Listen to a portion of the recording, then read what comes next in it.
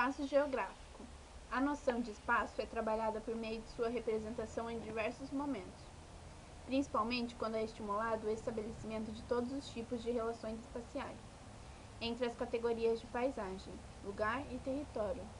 Nelas são trabalhadas noções espaciais, como representações gráficas, limites, fronteiras, incluindo domínio e divisão territorial.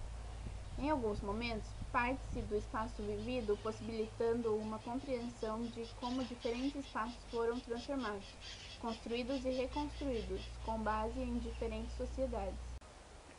O espaço, de acordo com Milton Santos, é a união indissolúvel de objetos, redes técnicas, prédios, ruas e de sistemas de ações, e suas formas híbridas.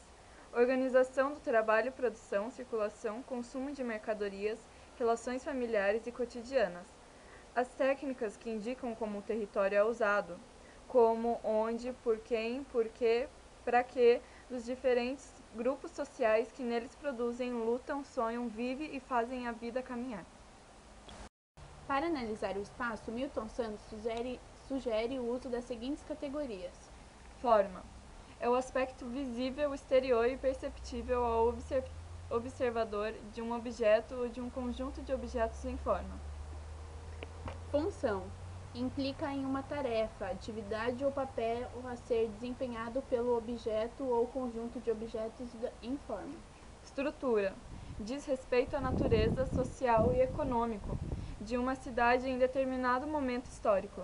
É a matriz social em que as formas e funções são criadas e justificadas.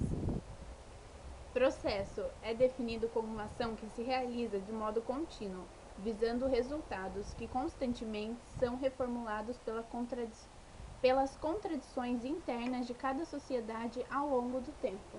A esses fatores somam-se os de significado, que conformam o modo como os indivíduos ou grupos de indivíduos percebem o seu espaço. Essa visão é importante, pois fornece a base teórica e metodológica para o estudo geográfico na escola, aplicável à aprendizagem por meio da cultura, da percepção e do envolvimento que formam o espaço dos alunos.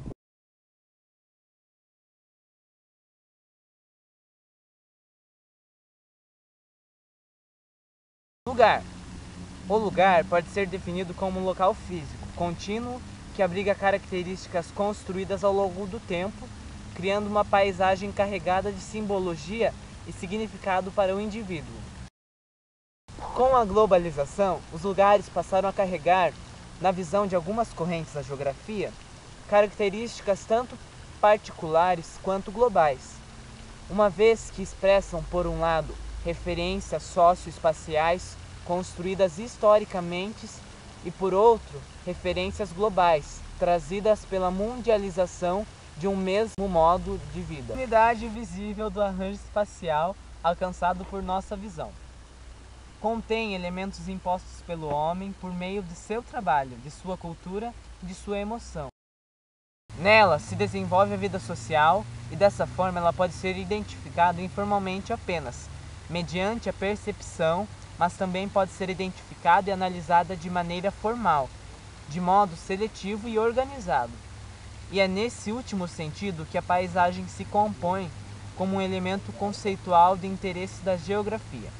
Elas são manifestações das identidades dos grupos sociais e das pessoas. São noções e sentimentos de pertencimentos a certos territórios. São concretização das relações sociais vertical e horizontalmente. Paisagem. A paisagem é o que percebemos a partir de nossos sentidos. Não só o que vemos, mas também o que ouvimos, o que tocamos e até mesmo os cheiros que sentimos. Ela é importante por construir o primeiro contato com a realidade a ser estudada. Deve ser entendida como a manifestação perceptível dos processos sociais e naturais, ou seja, como a materialização desses processos. Entretanto, é importante fazermos duas ressalvas para não valorizarmos demais a paisagem como forma de conhecimento.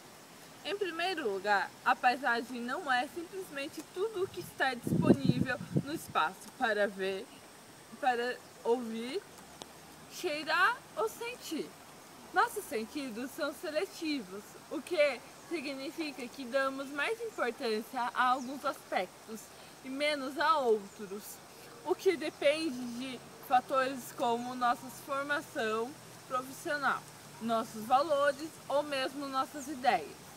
Quando observamos, selecionamos parte dos aspectos disponíveis para formar uma imagem mental do que é para cada um de nós a paisagem de uma determinada área. Portanto, dizemos que a paisagem é resultado de um processo seletivo de apreensão. Em segundo lugar, a paisagem é a aparência da realidade e não a sua explicação. A comparação de diferentes áreas e, neste caso, por meio da percepção, é importante, mas não é suficiente para que a entendamos. Portanto, é sempre necessário lembrar que a paisagem é resultado dos processos sociais e naturais que a formaram. São unidades visíveis do arranjo espacial, alcançado por nossa visão. Segundo Milton Santos, importante geógrafo brasileiro, tratar a paisagem como conjunto de formas de um dado momento exprime a herança que representam as sucessivas relações transtemporais localizadas entre o homem e a natureza. Didaticamente, a categoria de paisagem oferece amplas possibilidades de trabalho em relação ao cotidiano, historicamente edificado, socialmente construído, ambientalmente alterado, favorecendo a troca de ideias sobre o papel do cidadão como agente responsável pela manutenção e transformação das paisagens, quais encontram-se inseridos.